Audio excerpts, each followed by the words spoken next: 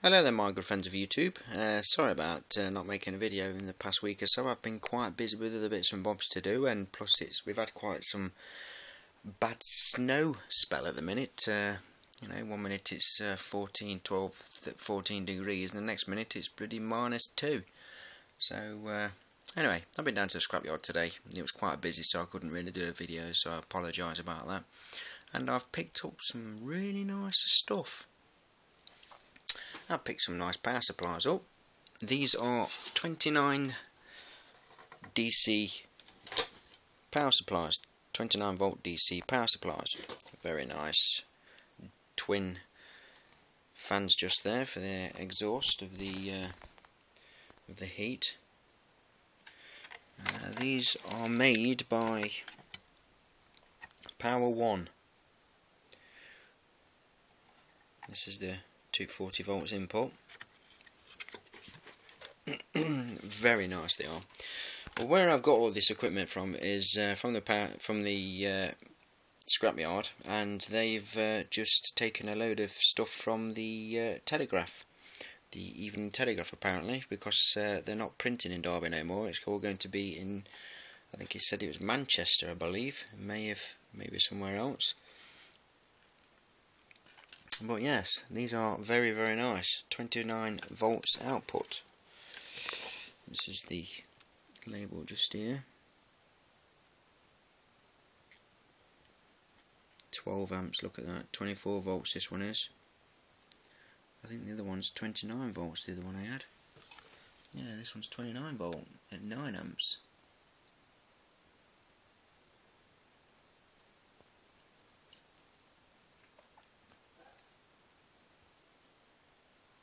Very nice power supply indeed. So this one's 24 volts and this one's 29 volts, even better, and 3 of these beautiful ones.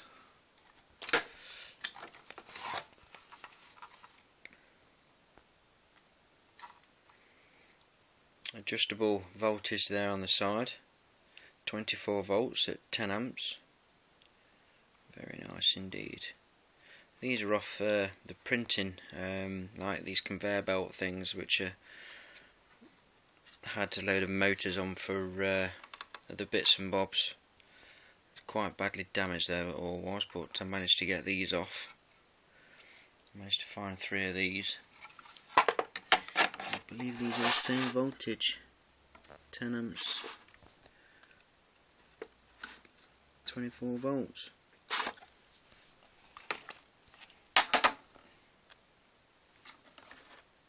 Yeah, very nice, adjustable as well, eh? Can't go wrong. Might have to desolder that one, and what I could do is desolder this one, this potentiometer, and have it on the side or something, or on the top, so I could adjust the voltage, which would be pretty cool. So I found those.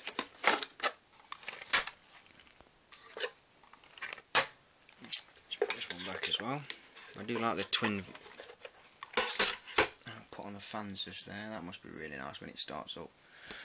And I found this as well, which I'm no idea what this is for, but it's got a regulator on the back there, which is an input voltage of 18 to 36 volts DC, and gives out a 5 volts DC at 1 amp output.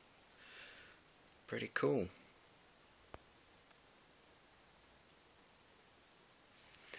Which on the back of there, there must be some sort of other power supply inside of there, because there's a fan on top.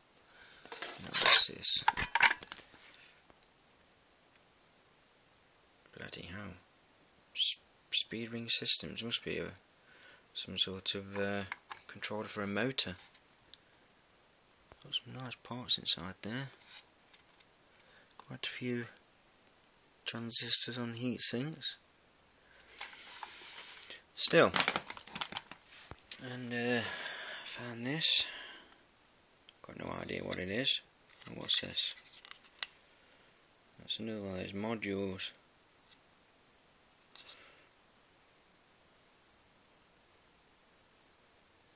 Strobe repair amplifier.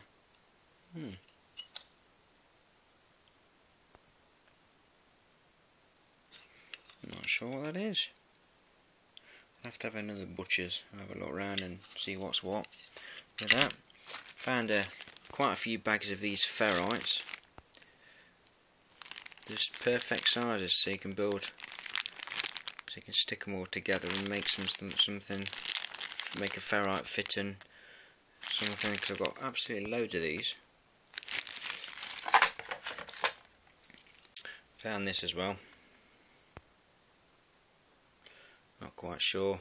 Some sort of power supply, I believe.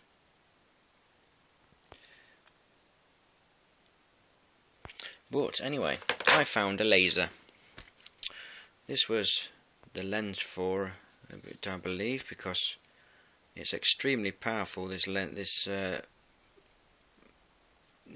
particular lens of some sort of binocular of some sort, because it brings stuff up very, very close indeed when you look through this end. It's upside down, of course, but it does bring things up very, very close. And here's the laser modules. Well, there's one. The other one that I've taken the lid off so I can show you inside of it. This is the laser itself. It's had something missing off the front there, but this is the laser inside. I think it's better without that, and yeah, it's better without the torch. But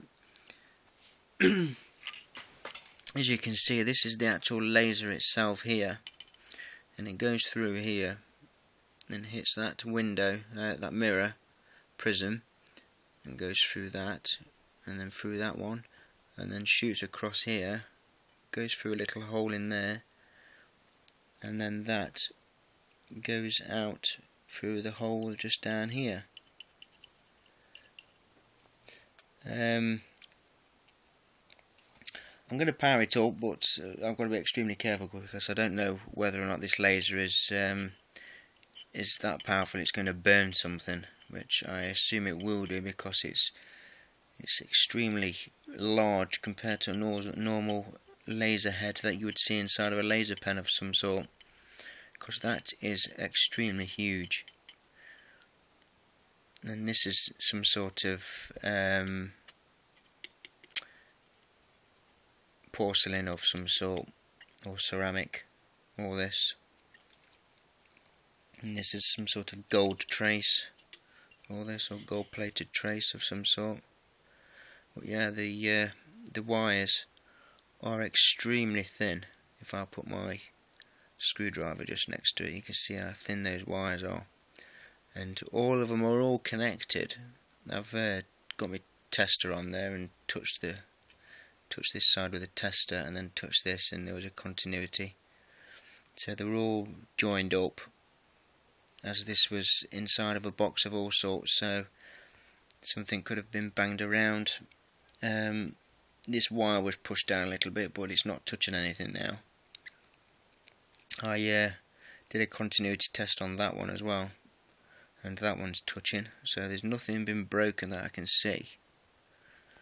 But that is seriously one huge laser head.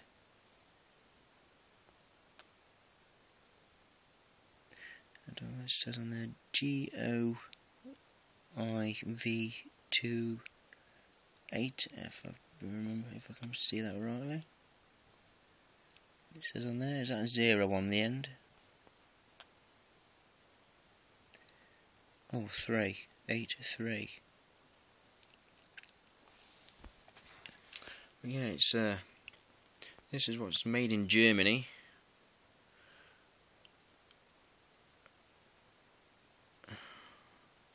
But I bet this 2005. I bet this, when it was new, was extremely expensive. Thousands of pounds, I'd presume, and somebody had just thrown it away for nothing.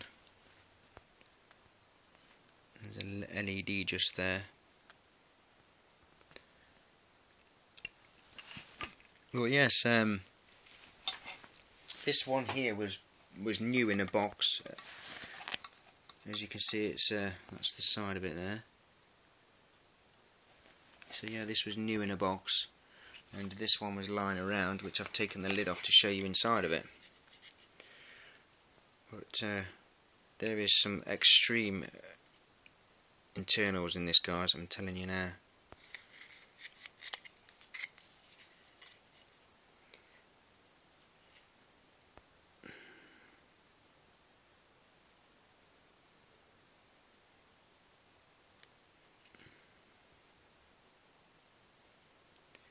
I mean, look at all of those MOSFETs under there. There is absolutely loads of them on this, all the way through, all stuck to the bottom of this aluminium plate.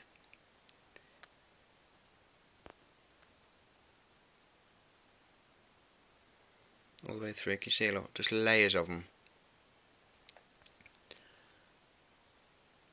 So there's some serious stuff. It's got to be literally, this has to be on a heatsink. It says there, look, as well. Don't operate laserhead without adequate heat sink. So this has to be on a heatsink, as you would understand with all those transistor MOSFETs, whatever's on the bottom of there. There's some serious stuff. So yeah, I don't know whether or not you need some sort of controller to enable this to fire, because I mean I have tried it with something in front of the laser, of course, with the laser head blocked off, and with something over the top, just in case if it was that bright it would damage my eyes. Plus, I'll just look for the LED to come on down there. But yes, I don't know whether or not you'd need some sort of controller for this.